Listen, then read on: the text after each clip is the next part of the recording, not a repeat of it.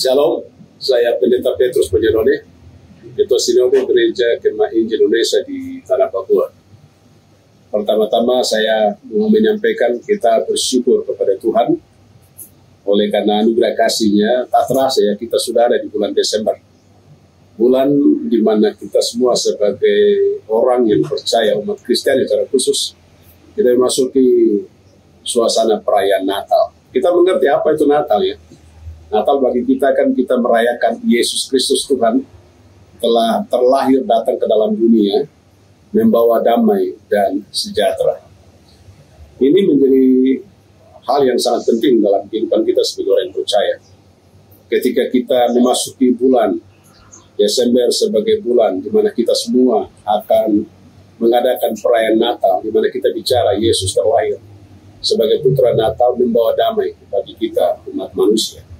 Secara khusus kita di Tanah Papua ya, kita tahu bagaimana hidup dan kehidupan kita sebagai orang percaya kepada Tuhan. Dalam bulan Desember, dalam memasuki perayaan Natal, kita juga memasuki beberapa agenda penting ya, secara nasional. Kita bersyukur tanggal 27 November kemarin, ya pilkada serentak sudah berlangsung begitu baik, dan khususnya kita di Papua juga, di 6 provinsi juga kita mengikuti perkembangan berjalan yang baik. Khusus kita di Provinsi Papua. Tapi satu hal yang pasti bahwa kita masih memasuki tahap-tahapan secara khusus untuk rekapitulasi ya suara. Dalam situasi seperti ini sekali lagi saya hanya ingin sampaikan, mengimbau kita semua jaga baik-baik Tanah Papua sebagai tanah damai. Jaga baik-baik semua setiap kita sebagai masyarakat di Tanah Papua ini.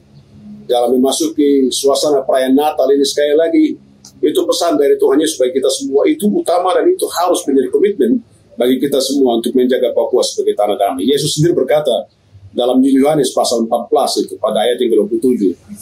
Dia bilang, aku memberikan kepadamu damai sejahtera. Damai sejahtera yang kuberikan kepadamu tidak seperti diberikan oleh dunia ini. Damai sejahtera kuberikan kepadamu. Ini hal yang sangat penting. Dan ini juga berita di mana para majus ya, ketika mereka mendapat berita, ketika malaikat Tuhan datang dan memberitahukan kepada mereka bahwa telah lahir Raja Damai, yaitu Yesus Tuhan. Saya merasa ini harus menjadi komitmen kita, menjadi ending kita dalam kita menjaga Papua sebagai Papua damai. Nah itulah sebabnya sangat saya mengatakan bagi kita semua proaktif untuk semua elemen masyarakat kita Tanah Papua. Mari menjaga Papua sebagai tanah damai. Secara khusus kita akan memasuki tahapan-tahapan perhitungan suara di masing-masing kabupaten ya, sampai ke tingkat provinsi satu saja.